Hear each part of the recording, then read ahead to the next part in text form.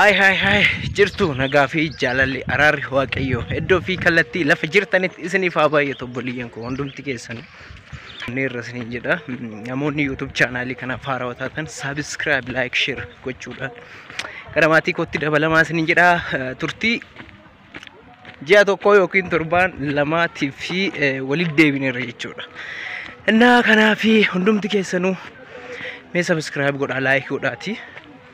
nagargaara isiniin jedha tureera YouTube channelin kiyallee dadhabuun oolu Eid Mubarak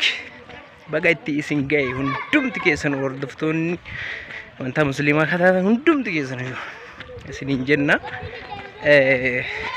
yaw haala mijataa keessa waan hin jirreef jechuudha wanti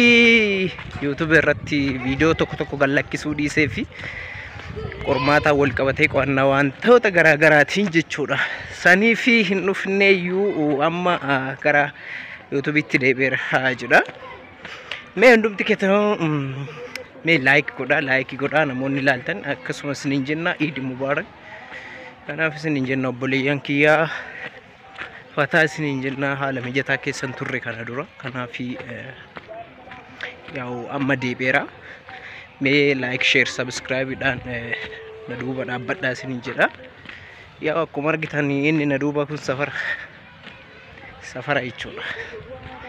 safara keessa deemaa akka qarama na ta'e an jiruyyuu daqiiqaa YouTube channel irra beetii waa haasa'uuf waa hojjedhu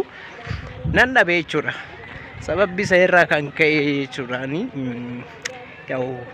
osuma deemamee waa haasa'u laa ta'ee dhufe kanaaf isiniin jedha mee like godhaa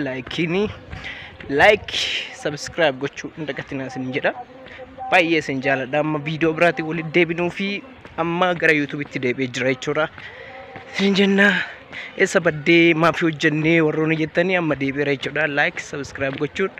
hojiin taasisan jedha bye